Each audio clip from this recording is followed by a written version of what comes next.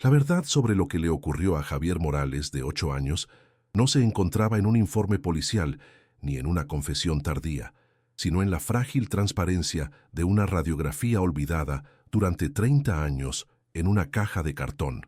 Aquella imagen médica, un fantasma de calcio y sombra, contenía el silencio que había devorado a su familia y a todo un pueblo. Pero para entender el peso devastador de esa revelación, es necesario regresar en el tiempo, a octubre de 1988, al pequeño y polvoriento pueblo de Valle de Hierro, en Coahuila. Hay que volver a los días en que la familia Morales aún estaba completa, cuando la vida transcurría con una normalidad predecible y el futuro parecía un camino tan sencillo y despejado como las calles de su colonia, antes de que una sola tarde de otoño lo cambiara todo para siempre. Valle de Hierro, en 1988, era un pueblo que vivía y respiraba al ritmo de la gran siderúrgica. Su prosperidad, una herencia de mediados de siglo, comenzaba a desvanecerse lentamente, como el humo que escapaba de las chimeneas y manchaba el cielo azul del desierto. El otoño llegaba con un aire frío que barría el olor a metal fundido por las calles, haciendo que las hojas de los nogales y mezquites se tiñeran de un ocre melancólico. Era una comunidad cerrada, de casas modestas de bloque y patios de tierra, donde todos se conocían, donde las vidas estaban entrelazadas por el trabajo, la iglesia y los lazos de vecindad. El pueblo estaba rodeado por el monte, un matorral denso y espinoso que para los adultos era un límite, pero para los niños, como Javi Morales, representaba un universo de infinitas posibilidades y secretos por descubrir. Dentro de una de esas casas modestas, en la calle Fresnos, vivía la familia Morales. Su vida era un tapiz de rutinas predecibles y afectos silenciosos. Héctor Morales, el padre, era un hombre de 38 años, obrero en la siderúrgica. Salía antes del amanecer, con el cuerpo fuerte y el rostro marcado por el estoicismo de quien carga con el peso de proveer, y regresaba al anochecer oliendo a aceite y a metal caliente. Elena, su esposa de 35 años, era el centro gravitacional del hogar. Una mujer de naturaleza ansiosa y reservada, cuya vida giraba en torno al cuidado de sus 2 hijos y al orden meticuloso de su casa. El aire de su hogar siempre olía a tortillas de harina recién hechas y al suavizante de la ropa secándose al sol, un refugio contra la dureza del mundo exterior que tanto la inquietaba. En ese hogar, el sol era Javier, a quien todos llamaban Javi. Con sus 8 años, su energía era el contrapunto perfecto a la silenciosa tensión que a veces se instalaba entre sus padres, una tensión nacida de las preocupaciones de Héctor por los posibles despidos en la planta y la ansiedad perpetua de Elena. Javi era un niño curioso, de imaginación desbordante, aunque algo tímido con los extraños. Su compañera inseparable era su hermana mayor, Verónica, de 13 años. Ella era su protectora y su confidente. Verónica, una adolescente observadora y sensible, ya percibía el peso de las preocupaciones de sus padres y encontraba en la protección de su hermano pequeño un propósito, un ancla en el mar incierto de la adolescencia. Juntos pasaban las tardes bajo la sombra de un gran pirul en el patio trasero, un árbol que era el escenario de todas sus aventuras imaginarias. La vida de los Morales era, en esencia, la vida de Valle de Hierro. Escuela por la mañana, tareas por la tarde, la cena servida puntualmente a las 7, cuando el silbato de la fábrica anunciaba el fin del segundo turno. Los domingos eran para la misa en la parroquia de San José Obrero y a veces para una visita a los abuelos en el pueblo vecino. Era una existencia sin grandes sobresaltos, construida sobre la base de la repetición y la certeza de que cada día sería muy parecido al anterior. El sonido de la risa de Javi persiguiendo lagartijas en el patio, el murmullo de la radio de Elena en la cocina, el pesado andar de Héctor al llegar del trabajo. Nadie en esa casa, en ese pueblo, podía imaginar que ese delicado equilibrio de rutinas y afectos estaba a punto de romperse para siempre, no por un estruendo, sino por el más absoluto y desolador de los silencios. El mundo de Héctor Morales olía a metal quemado y a esfuerzo. Cada día, antes de que el sol se asomara por el desierto de Coahuila, él ya estaba en pie, su figura robusta moviéndose en la penumbra de la pequeña casa. No era un hombre de palabras, sino de acciones. Su amor se medía en el pan que ponía en la mesa, en el techo que protegía a su familia y en el cansancio que se acumulaba en sus hombros tras cada turno de 12 horas en la fundición de la siderúrgica.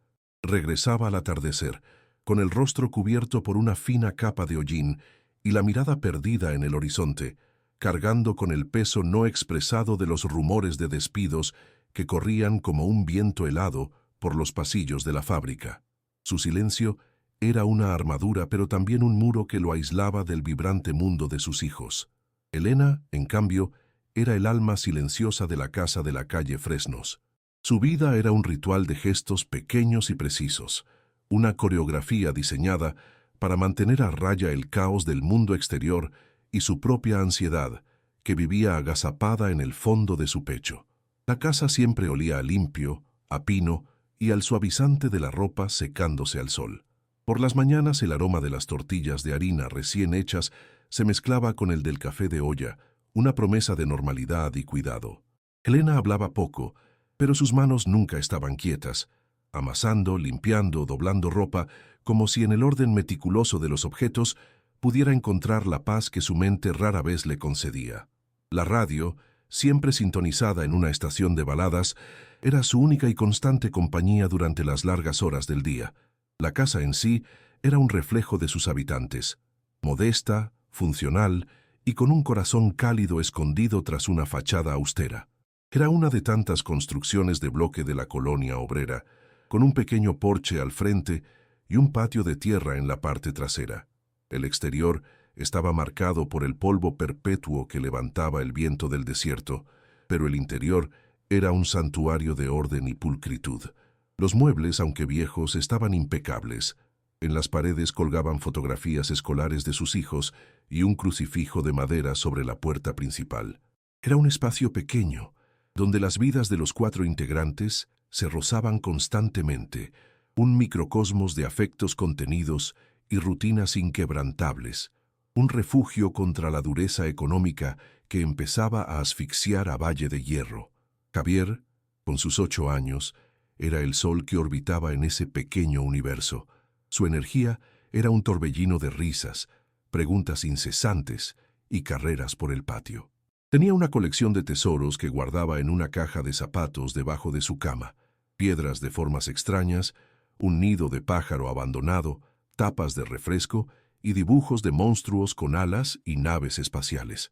A pesar de su vitalidad, Javi era un niño tímido con los extraños, aferrándose a la mano de su madre o escondiéndose detrás de las piernas de su hermana Verónica cuando las visitas llegaban. Su imaginación, sin embargo, no conocía límites. En la seguridad de su hogar y la compañía de su hermana, Javi era un explorador intrépido, un científico loco, un héroe destinado a salvar la galaxia. Verónica, con 13 años, vivía en el umbral entre la niñez y un mundo adulto que empezaba a comprender con una agudeza dolorosa. Era una observadora nata, callada como su madre, pero con los ojos de su padre capaces de ver más allá de la superficie. Sentía el peso de las preocupaciones no dichas de sus padres y había asumido el rol de protectora de su hermano pequeño con una seriedad casi adulta. Encontraba su refugio en los libros que sacaba de la pequeña biblioteca escolar, mundos de fantasía y aventura que le ofrecían un respiro de la tensión palpable en su hogar. Para Javi, Verónica no era solo su hermana mayor, era su cómplice, su narradora de historias, la guardiana de todos sus secretos y la única persona en el mundo que entendía perfectamente el lenguaje de su imaginación. El verdadero centro del universo de los hermanos Morales no estaba dentro de la casa, sino en el patio trasero, bajo las ramas generosas de un viejo árbol de pirul. Aquel árbol era su fortaleza, su barco pirata y su base secreta. Sus ramas bajas eran perfectas para trepar y su sombra moteada era el escenario de innumerables aventuras. Allí, lejos de la mirada ansiosa de su madre y del silencio cansado de su padre, Javi y Verónica eran libres. Compartían sus sueños en susurros, planeaban expediciones al terreno baldío del final de la calle y se contaban historias de miedo cuando el sol comenzaba a caer. El olor resinoso de las hojas del pirul y el zumbido de las abejas en verano eran la banda sonora de su infancia, un vínculo invisible y poderoso que los unía más que la sangre. Una tarde cualquiera en la vida de los Morales seguía un guión predecible. A las 3, el timbre de la escuela primaria liberaba a Javi y Verónica, quienes caminaban juntos las 6 cuadras hasta su casa. Dejaban las mochilas en el suelo de la sala y se sentaban en la mesa de la cocina para hacer la tarea, mientras Elena preparaba la merienda, un vaso de leche fría y pan dulce de la panadería de la esquina. El sonido de los lápices sobre el papel se mezclaba con el murmullo de la telenovela de la tarde en la pequeña televisión. Afuera se escuchaban los gritos de otros niños jugando en la calle y a lo lejos el silbato de la siderúrgica que anunciaba el cambio de turno, un recordatorio constante del ritmo que dictaba la vida de todo el pueblo. La cena, servida puntualmente a las 7, era el único momento del día en que los 4 estaban juntos. La mesa se llenaba con platillos sencillos pero reconfortantes: sopa de fideo, guisado de res con papas, frijoles refritos y siempre un montón de tortillas de harina calientes. Héctor comía en silencio, su cuerpo pidiendo descanso. Elena intentaba iniciar conversaciones, preguntando por la escuela, por los deberes. Verónica respondía con monosílabos, absorta en sus pensamientos adolescentes, mientras que Javi, inquieto, se balanceaba en su silla, contando los minutos para poder salir a jugar un rato más antes de que oscureciera por completo. Era un ritual de presencias físicas más que de conexión emocional, un retrato familiar pintado con los colores del agotamiento y el amor no expresado. El otoño de 1988 había llegado a Valle de Hierro con una belleza melancólica. El calor implacable del verano finalmente cedía, dando paso a tardes soleadas y noches frescas que olían a tierra húmeda.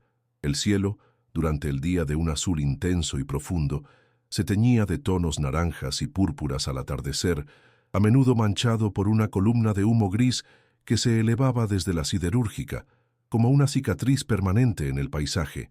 Las hojas de los pocos árboles de la colonia comenzaban a cambiar de color, cayendo lentamente sobre las banquetas agrietadas.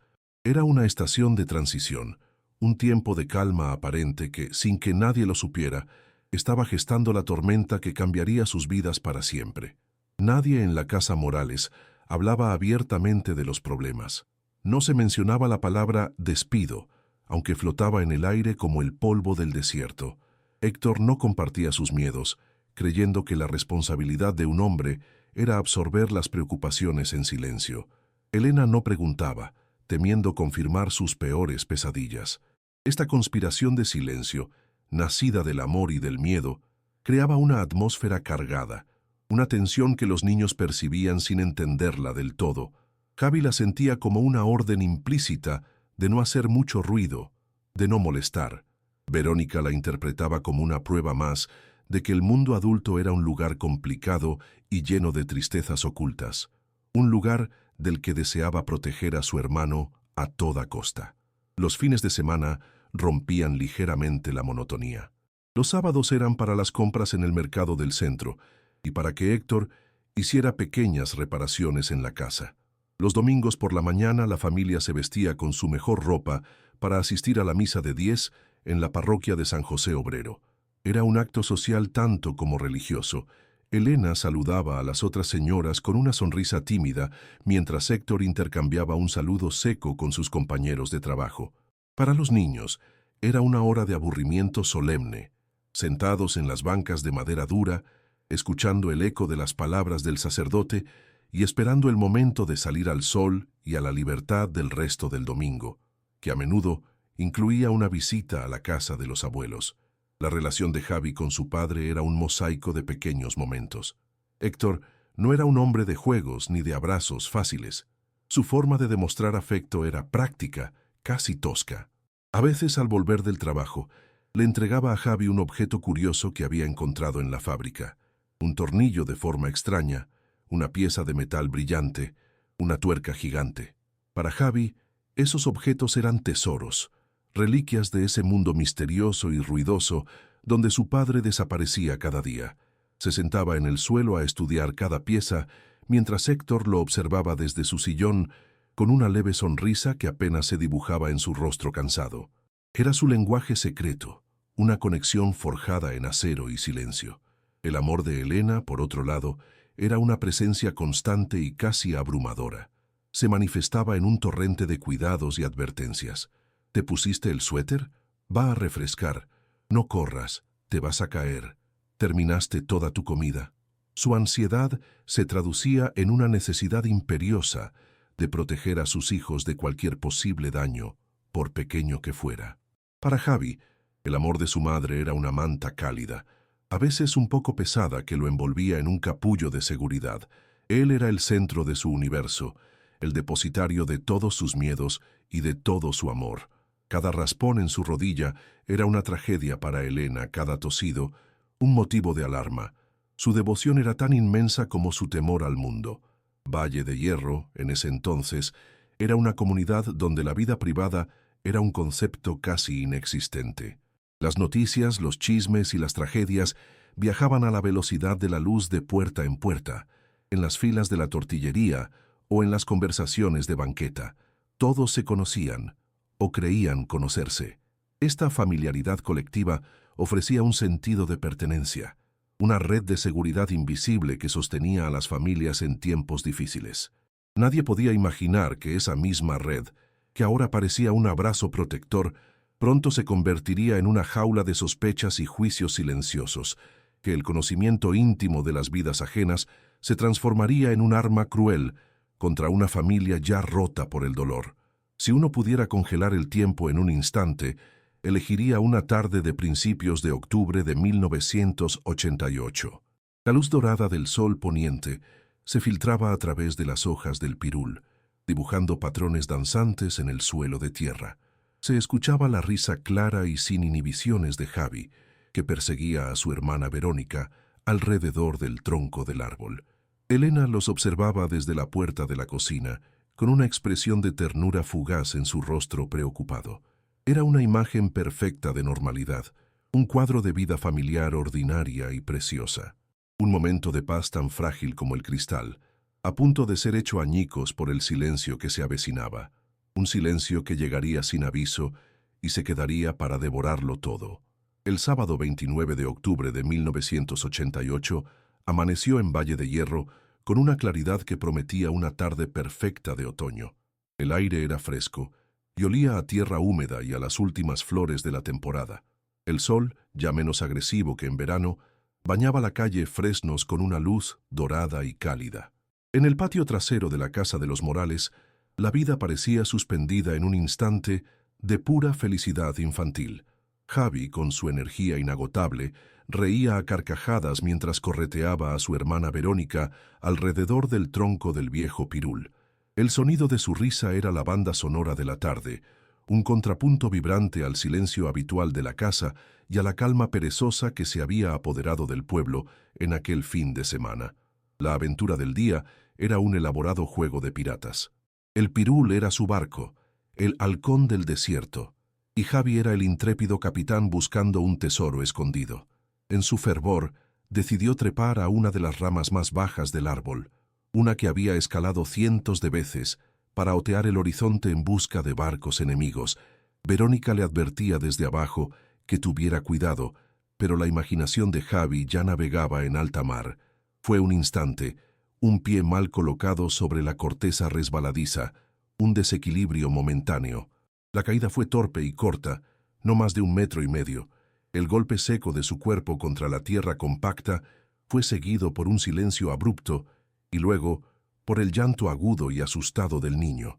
Elena, que escuchó el golpe desde la cocina, salió corriendo con el corazón en la garganta. Su ansiedad, siempre latente, se disparó al ver a Javi en el suelo, llorando y sujetándose la muñeca izquierda. Verónica ya estaba a su lado, tratando de calmarlo, asegurándole a su madre que no había sido una gran caída, pero Elena solo veía a su hijo herido. Le palpó la cabeza y sintió un pequeño chichón que comenzaba a formarse sobre la sien derecha. Javi lloraba más por el susto que por el dolor real, pero para Elena cada lágrima era una sirena de alarma. Héctor aún no regresaba de su turno extra en la siderúrgica, y en su ausencia el peso de la decisión y del miedo recayó enteramente sobre ella.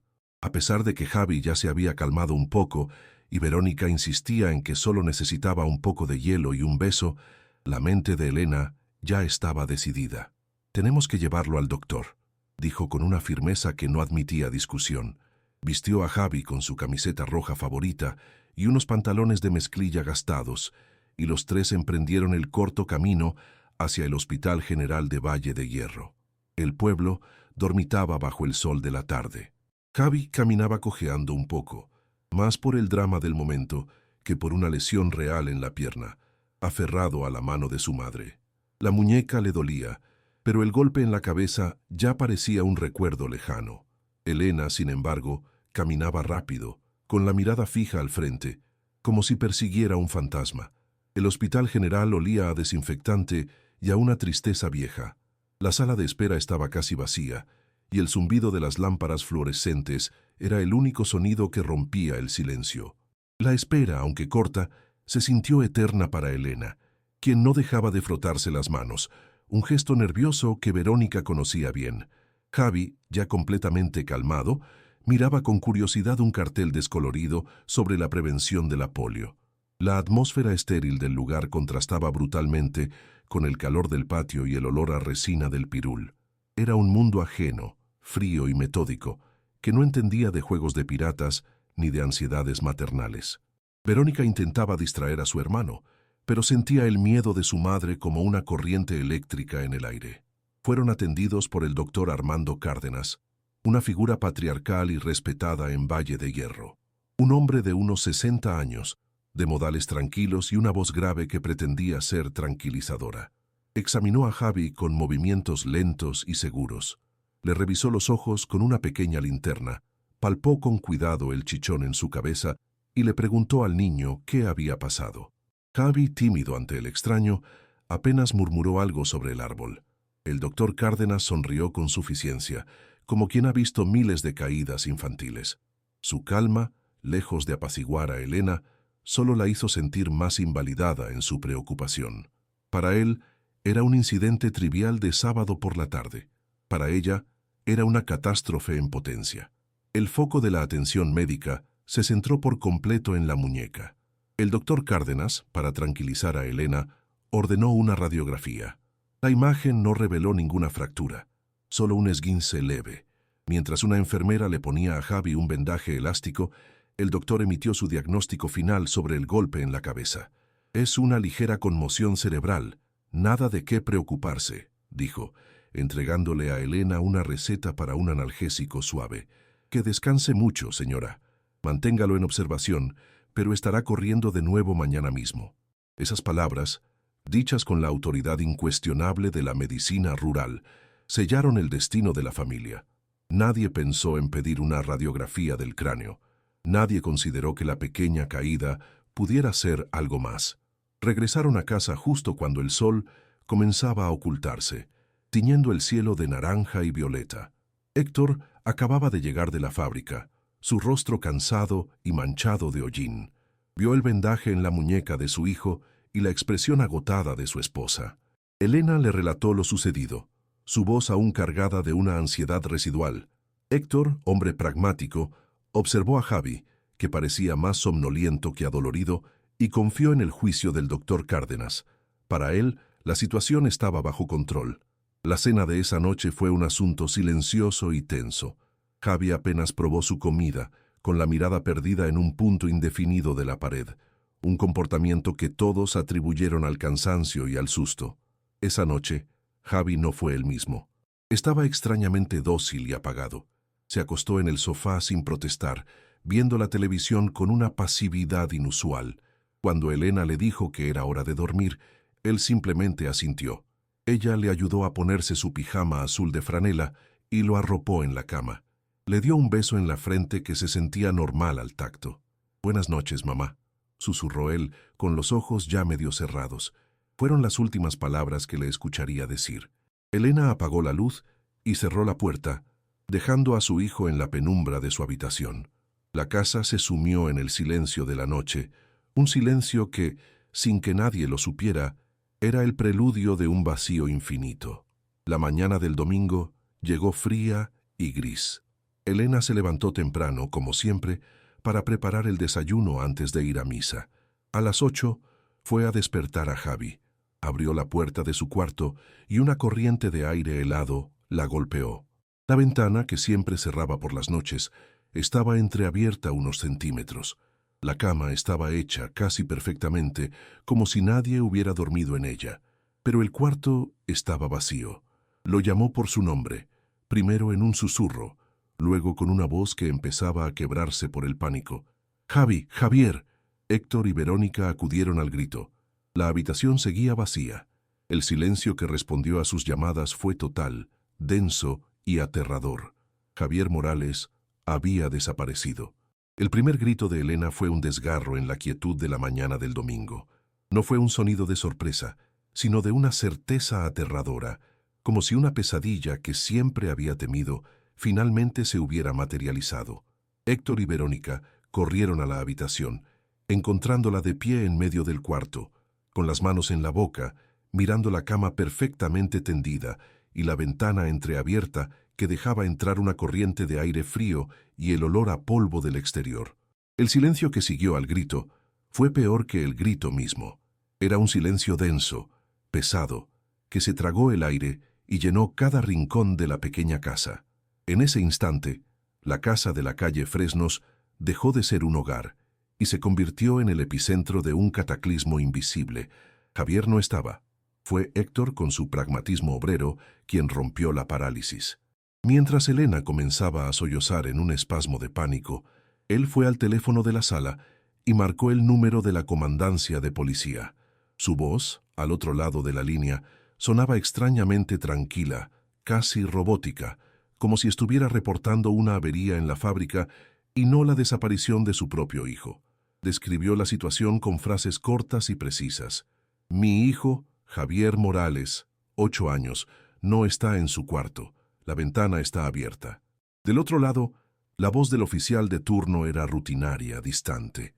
La espera de los 20 minutos que tardó en llegar la primera patrulla se sintió como una eternidad, un lapso de tiempo suspendido donde la esperanza y el terror libraban una batalla silenciosa en el corazón de la familia.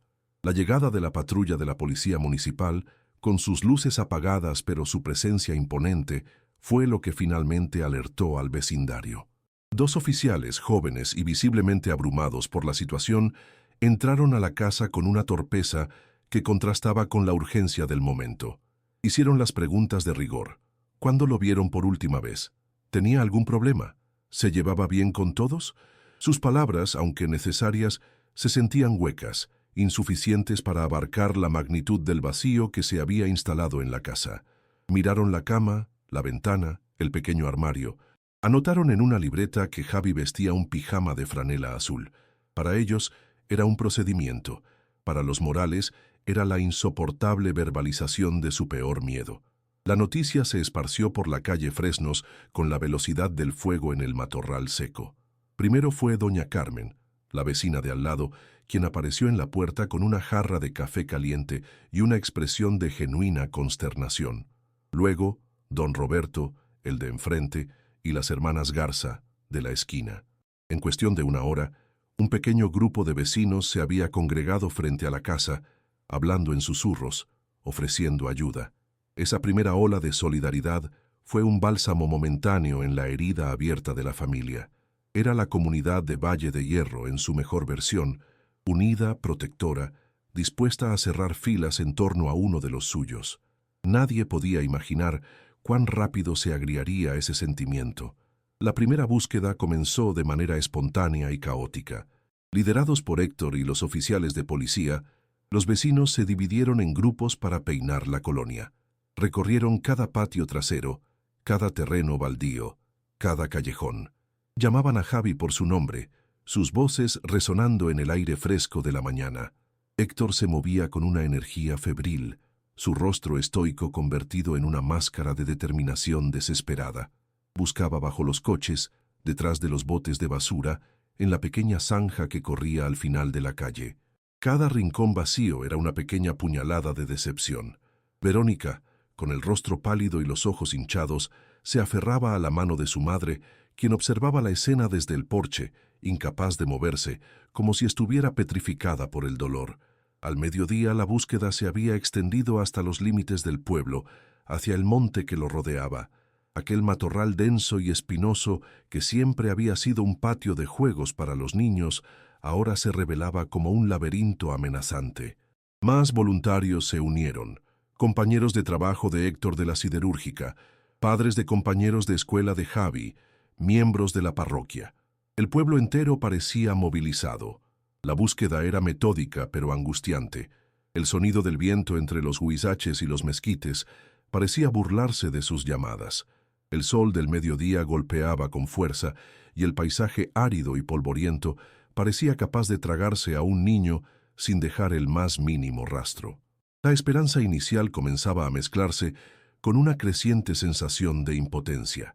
Verónica, en un intento desesperado por hacer algo, por sentirse útil en medio del caos, se sentó en la mesa de la cocina a hacer carteles.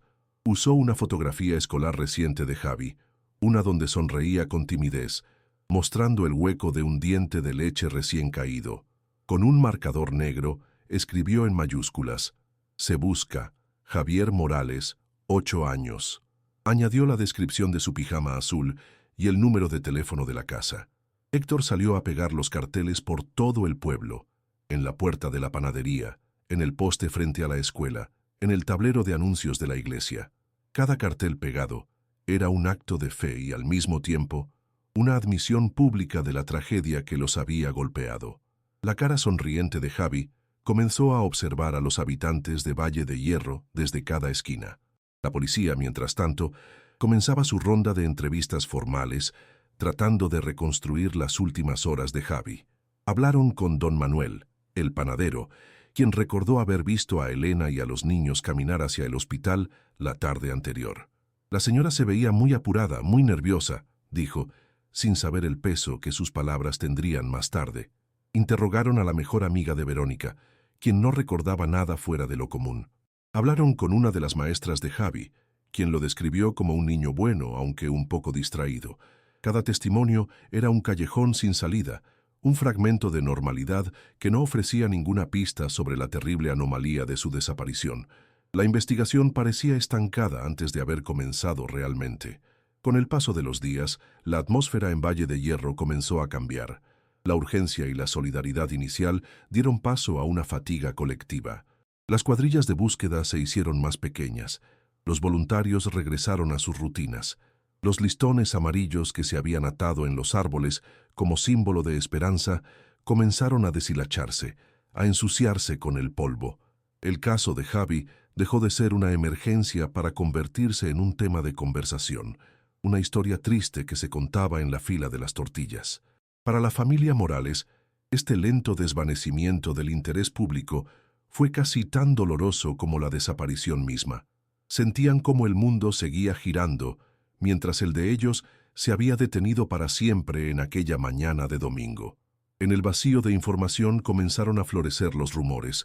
Eran susurros venenosos que se propagaban de casa en casa. ¿Por qué estaba la cama tan bien hecha? Un niño no hace su cama antes de huir. ¿Y la ventana? ¿Cómo un niño de 8 años, somnoliento por un golpe en la cabeza, podría abrirla y salir sin hacer ruido? Las preguntas, que al principio buscaban una explicación lógica, se tiñeron de malicia. La naturaleza cerrada de la comunidad, que antes había sido un apoyo, ahora se convertía en una incubadora de sospechas. La tragedia de los Morales se estaba transformando en el oscuro entretenimiento de un pueblo que no podía soportar el misterio. La sospecha, como una sombra pegajosa, comenzó a cernirse sobre la propia familia. La naturaleza reservada de los Morales, que siempre había sido vista como una simple característica, ahora era interpretada como un indicio de que ocultaban algo. El estoicismo de Héctor, su manera de lidiar con el dolor en un silencio hosco, fue malinterpretado como frialdad, como falta de preocupación. Ni una lágrima se le ha visto a ese hombre, comentaban algunos en la tienda. La desesperación abierta y a veces histérica de Elena, por otro lado, era vista por otros como una sobreactuación, como el comportamiento de alguien que tiene algo que esconder. La familia estaba siendo juzgada y sentenciada en el tribunal silencioso de la opinión pública. La culminación de esta cruel transformación llegó una semana después, cuando Héctor y Elena fueron citados de nuevo en la comandancia. Esta vez, el tono de los oficiales ya no era de compasión, sino de inquisición. Las preguntas se volvieron más directas, más hirientes. ¿Había problemas en su matrimonio, señor Morales? ¿Le pegaba usted a sus hijos? ¿Por qué estaba tan ansiosa por llevarlo al hospital por una simple caída, señora Elena? Para la pareja, sentada bajo la luz fluorescente de la oficina, aquello fue la traición definitiva. No solo habían perdido a su hijo, sino que ahora estaban siendo despojados de su dignidad, su dolor puesto en duda por las mismas personas que debían ayudarlos. Salieron de allí sintiéndose más solos y desamparados que nunca. La calle Fresnos ya no era la misma. El sonido de los niños jugando se había atenuado, reemplazado por una quietud vigilante. Las madres llamaban a sus hijos para que entraran a casa más temprano.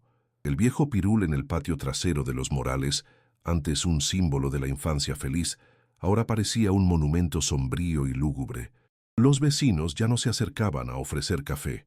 En su lugar, desviaban la mirada cuando veían a Elena o a Héctor salir de casa. La casa de los Morales se convirtió en un lugar marcado, la casa del niño que se perdió, un punto de referencia macabro en la geografía emocional del pueblo. El aislamiento era casi físico, un muro invisible que los separaba del resto del mundo. El tiempo siguió su curso implacable. Las semanas se convirtieron en un mes, luego en 2. La búsqueda oficial se suspendió. El expediente de Javier Morales fue colocado en un archivero metálico, bajo la etiqueta de caso sin resolver. Los carteles con su rostro sonriente se despegaron de los postes, rasgados por el viento y decolorados por el sol. La ausencia de Javi dejó de ser un evento para convertirse en una condición permanente, un agujero negro en el centro de la familia. El vacío ya no era solo la habitación vacía o la silla desocupada en la mesa, era el silencio de las autoridades, el silencio de los vecinos y, lo más devastador de todo, el creciente y pesado silencio que se instalaba entre Héctor y Elena, un abismo de culpa y reproches no dichos que comenzaría a devorarlos lentamente. El pueblo de Valle de Hierro, con el tiempo, intentó olvidar. La vida tenía que continuar. La siderúrgica seguía funcionando. Los niños volvían a jugar en las calles, y otras noticias y otras preocupaciones ocupaban las conversaciones. Pero para la familia Morales, el olvido era imposible. Estaban atrapados en un limbo de dolor perpetuo. La desaparición de Javi no solo les había arrebatado un hijo, les había robado su pasado, destruido su presente y cancelado cualquier posibilidad de futuro. Se habían convertido en fantasmas en su propia vida, rondando las ruinas de lo que una vez fue un hogar, condenados a vivir para siempre con la pregunta que nadie podía responder: ¿dónde estaba Javi? El vacío se había instalado para quedarse. Los años que siguieron a la desaparición de Javier no trajeron consuelo, solo una erosión lenta y constante del alma. El tiempo, lejos de ser un sanador, actuó como un ácido, disolviendo los cimientos de la familia Morales y dejando solo una estructura hueca de dolor. Los primeros diciembres sin Javi fueron los más crueles. Las luces de Navidad que parpadeaban en las ventanas de los vecinos parecían una burla. El pueblo, después del fervor inicial, había vuelto a sus propias vidas, a sus propias celebraciones. Para Héctor y Elena, el calendario se había detenido. Vivían en un octubre perpetuo, atrapados en el eco de la última risa de su hijo, en la imagen de un pijama azul y una ventana abierta a la negrura de la noche. La esperanza, antes un fuego, era ahora una brasa que apenas sobrevivía bajo una gruesa capa de ceniza. La casa de la calle Fresnos se convirtió en un reflejo físico de la desintegración interna. El silencio se apoderó de cada rincón, un silencio pesado y denso que ahogaba cualquier intento de normalidad. Elena dejó de encender la radio. El murmullo de las baladas que antes la acompañaba ahora le resultaba insoportable. El olor a pino y a tortillas frescas fue reemplazado por un aroma a encierro, a polvo estancado. Las rutinas de limpieza de Elena se volvieron compulsivas, una batalla perdida contra el desorden invisible que había infectado su hogar. Fregaba los pisos como si quisiera borrar las huellas de la tragedia, pero el vacío era una mancha indeleble, una presencia fantasmal que se sentaba en la silla vacía de Javi durante la cena y ocupaba el espacio entre ella y Héctor en la cama. La habitación de Javier se transformó en un santuario prohibido, un altar al que solo Elena tenía acceso. Nadie más podía entrar. Permaneció exactamente igual que aquella mañana de domingo. La cama, con las sábanas estiradas, esperaba un cuerpo que nunca volvería. La pequeña colección de tesoros, piedras, el nido de pájaro, los dibujos de monstruos, seguía intacta en su caja de zapatos bajo la cama. Cada 24 de mayo, día del cumpleaños de Javi, Elena horneaba un pequeño pastel de chocolate, su favorito. Lo dejaba sobre el escritorio del niño durante todo el día, junto a un vaso de leche. Al anochecer, sin que nadie la viera, lo tiraba a la basura, intacto. Era un ritual de amor y locura, un acto de fe que la mantenía atada a un pasado inmutable. Héctor se marchitó por dentro. Su naturaleza estoica, que antes era una fuente de fortaleza, se convirtió en una jaula de acero, incapaz de nombrar su dolor, de compartir la culpa que lo carcomía. Se refugió en el único lugar que le ofrecía un escape, el trabajo. Se ofrecía voluntario para los turnos dobles, para las guardias de fin de semana. Cualquier cosa para pasar el menor tiempo posible en esa casa silenciosa que se había vuelto una cámara de tortura. El silencio entre él y Elena se hizo corrosivo. Ya no había reproches verbales, no eran necesarios. La culpa flotaba en el aire. Él la culpaba a ella por su ansiedad, por aquella visita al hospital. Ella lo culpaba a él por su frialdad, por su incapacidad de llorar junto a ella. Se convirtieron en dos extraños compartiendo una tumba. La espiral de Elena era diferente, más visible. Su ansiedad, que siempre había sido una corriente subterránea, se desbordó y la ahogó. Se aferraba a la memoria de cada detalle de aquel último día, repasándolos una y otra vez en su mente, buscando un error, una pista que hubiera pasado por alto. ¿Por qué no insistió en una radiografía de la cabeza? ¿Por qué confió en la calma displicente del doctor Cárdenas? La culpa la consumió hasta convertirla en un espectro. Dejó de salir, de cuidar su apariencia. Su mundo se encogió hasta las 4 paredes de su casa, un universo claustrofóbico donde solo existían ella y el recuerdo de su hijo. Se convirtió en la guardiana de un dolor que era lo único que le quedaba de Javi. El divorcio, cuando finalmente ocurrió 10 años después, no fue un clímax dramático, sino un anticlímax desolador. Fue una rendición silenciosa. Una tarde de otoño, muy parecida a aquella en la que todo comenzó, Héctor llegó del trabajo, empacó una maleta con sus pocas pertenencias y se fue. No hubo gritos ni lágrimas, ni una última conversación. Solo el sonido de la puerta principal cerrándose suavemente. Un sonido que selló el fin de su familia. No se estaban separando el uno del otro. Estaban escapando de la casa, de los recuerdos, del fantasma que compartían. Fue el reconocimiento final de que la ausencia de Javi era un agujero negro que los había absorbido por completo y que no había forma de salir de él juntos. El tiempo siguió su marcha implacable. Héctor se mudó a Ciudad Acuña, en la frontera, donde nadie conocía su historia. Se perdió en el anonimato de una ciudad más grande, envejeciendo en soledad, un hombre que vivía pero que había dejado de existir el día que su hijo desapareció. Elena, por otro lado, se quedó. Se fusionó con la casa de la calle Fresnos hasta convertirse en parte de su leyenda. Se convirtió en la loca de la casa del niño perdido, una figura fantasmal que los nuevos vecinos veían a veces a través de la ventana, una sombra moviéndose en una casa muerta. Su vida se convirtió en una larga espera, hasta que una mañana, casi 30 años después de la desaparición, su corazón, simplemente, se rindió. Verónica, la única superviviente de aquel naufragio familiar, creció bajo la sombra de un hermano ausente que era más presente que nadie. La tragedia le robó no solo a Javi, sino también a sus padres, quienes se convirtieron en cáscaras vacías. Llevó su dolor y su culpa en silencio, escapando a Monterrey en cuanto tuvo la oportunidad. Se hizo archivista, una profesión que le ofrecía el consuelo del orden y la clasificación, un intento subconsciente de poner lógica en un pasado que era puro caos. A sus 43 años, nunca se casó, nunca tuvo hijos. El miedo a que la felicidad fuera tan frágil a que todo pudiera desaparecer en una sola noche, la paralizaba. La imagen de la ventana entreabierta de su hermano era una herida que nunca cicatrizó. Para el año 2018, Valle de Hierro era un pueblo fantasma de sí mismo. La siderúrgica había cerrado hacía más de una década, llevándose consigo la prosperidad y dejando un rastro de desempleo y resignación. Las nuevas generaciones apenas conocían la historia de Javier Morales, o la conocían como una leyenda local, un cuento para asustar a los niños y que no se alejaran de noche. La tragedia se había convertido en folclore. La casa de los Morales era solo una casa vieja y descuidada en una calle que había perdido su vitalidad. El dolor agudo de una comunidad se había transformado con el paso de 30 años en una melancolía sorda, en una cicatriz que ya casi nadie recordaba cómo se había hecho.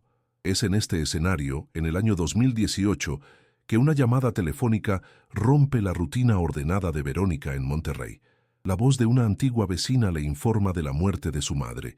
La noticia, aunque no inesperada, la golpea con el peso de 30 años de distancia y silencio. Sabe que tiene que volver. Regresar a Valle de Hierro, a la calle Fresnos, a la casa que contiene todos sus fantasmas. Tiene que vaciar esa casa, cerrar ese capítulo. Lo que no sabe es que no va a cerrar un capítulo, sino a abrir el único que realmente importa. No sabe que, en el polvo y el silencio de un armario olvidado, le espera una frágil radiografía que contiene la verdad que devoró a su familia durante 3 décadas. El regreso de Verónica a Valle de Hierro fue un descenso a un pozo de tiempo detenido.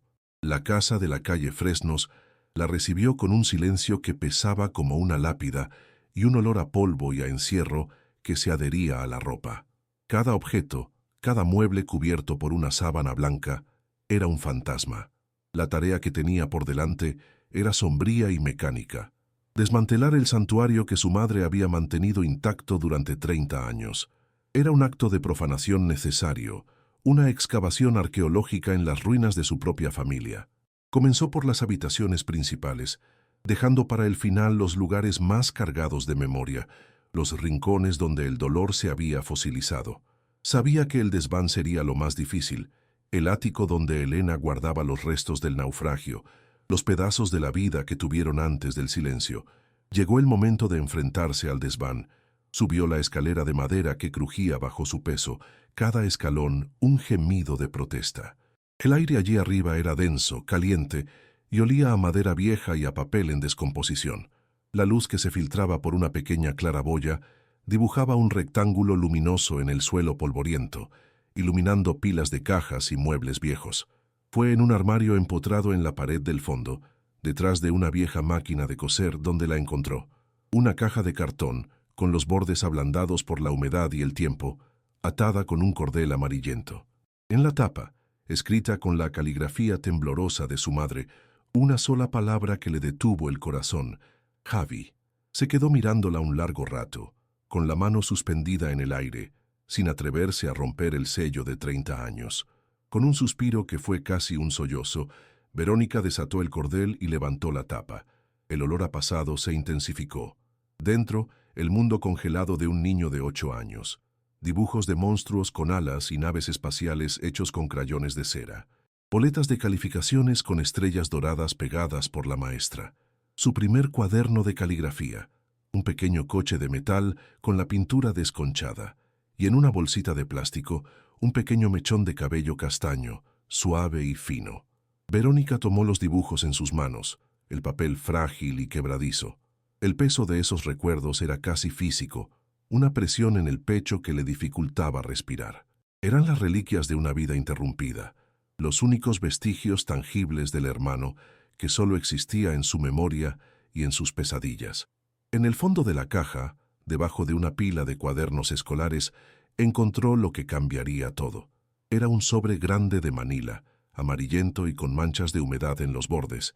En la esquina superior izquierda, el membrete del Hospital General de Valle de Hierro, y debajo, una fecha que estaba grabada a fuego en su mente: 29 de octubre de 1988.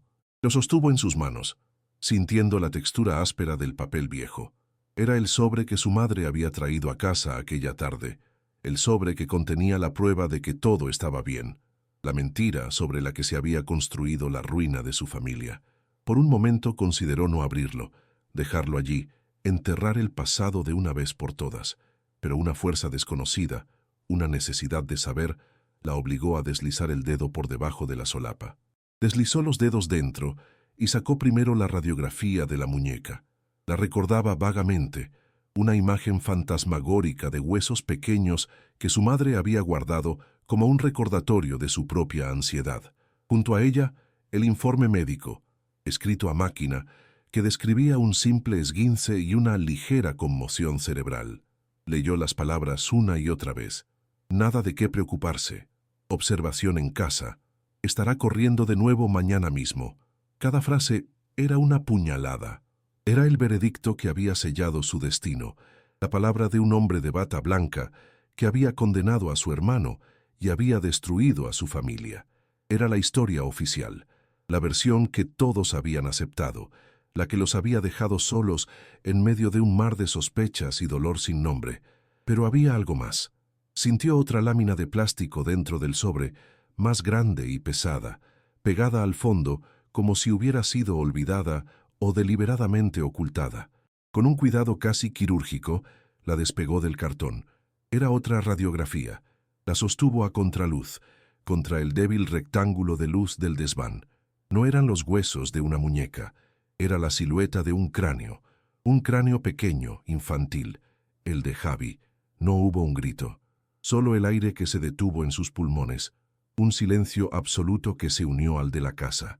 Sus ojos recorrieron la imagen, sin entender lo que buscaban, pero sintiendo con una certeza helada que la respuesta a 30 años de preguntas estaba allí, en esa imagen fantasmal de calcio y sombra que sostenía con manos temblorosas. El viaje de regreso a Monterrey fue un trance. La caja de cartón quedó olvidada en el desván, pero la radiografía del cráneo viajaba en el asiento del copiloto, envuelta en una de las viejas camisetas de su madre, como una reliquia sagrada y terrible. Verónica conducía con una concentración automática, sus pensamientos girando en un torbellino de posibilidades. ¿Por qué su madre nunca mencionó esa segunda radiografía? ¿Acaso ella misma no sabía que existía? ¿O la había escondido, incapaz de enfrentar lo que pudiera revelar? El paisaje desértico de Coahuila pasaba por la ventanilla, indiferente a la tormenta que se desataba dentro de ella. Por primera vez en 30 años, no se sentía resignada. Sentía una urgencia, una furia fría y una determinación feroz por arrancarle la verdad al silencio. La oficina del neurólogo en Monterrey era otro mundo, un universo de luz blanca, acero y tecnología que contrastaba brutalmente con el polvo y el abandono de la casa de Valle de Hierro. Verónica se sentó frente al doctor, un hombre de unos 50 años, de gestos precisos y voz calmada, y le entregó la vieja radiografía. Le explicó la historia en frases cortas, con la voz desprovista de emoción. El doctor tomó la película con delicadeza y la colocó en el negatoscopio de la pared. Accionó un interruptor y la imagen del cráneo de Javi se iluminó con una claridad clínica y despiadada.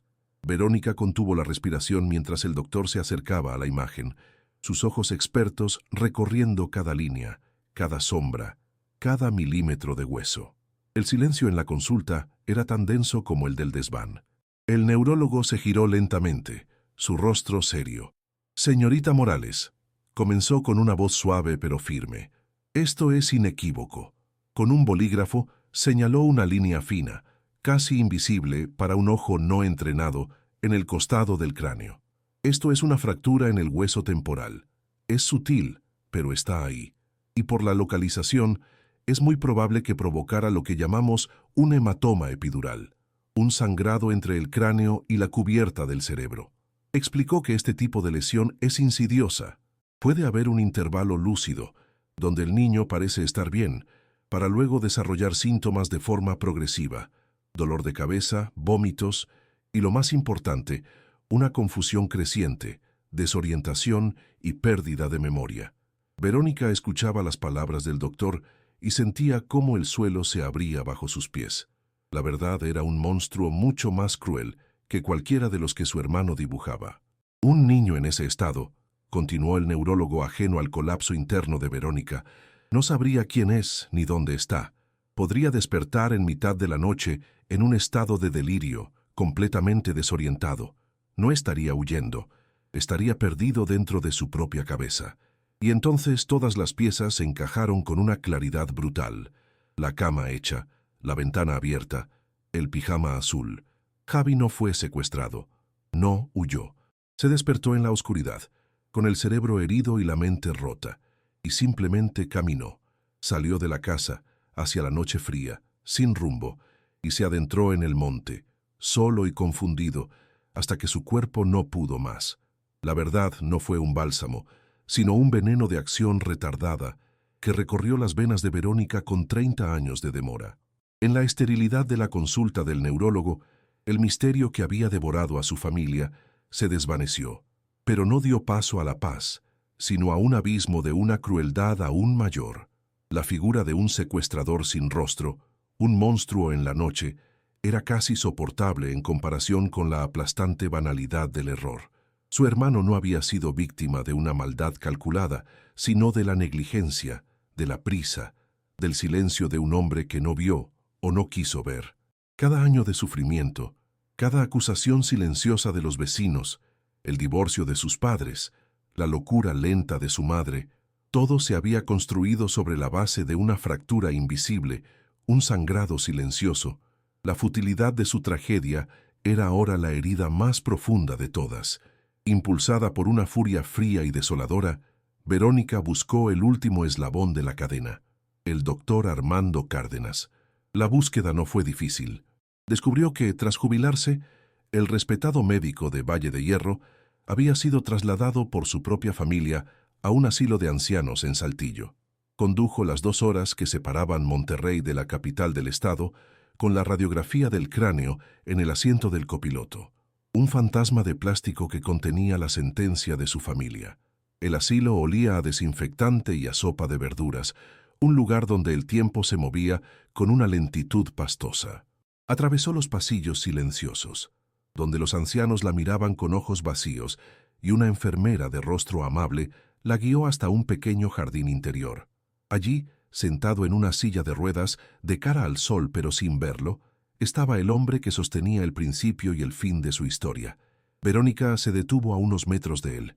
Armando Cárdenas era ahora un anciano frágil, con la piel translúcida y la mirada perdida en un horizonte que solo él podía ver. La demencia senil, le había dicho la enfermera, le había robado sus recuerdos hacía años. Era una cáscara vacía, un cuerpo sin la mente que había cometido el error fatal. Verónica sostuvo la radiografía en sus manos, el plástico ahora tibio por el sol. Quería gritarle, exigirle una explicación, una palabra de arrepentimiento que diera sentido a 3 décadas de ruina, pero al mirar su rostro ausente, comprendió la última y más cruel de las ironías. No había a quien culpar, no había confesión que escuchar. La justicia, como la memoria del doctor, se había disuelto en el tiempo.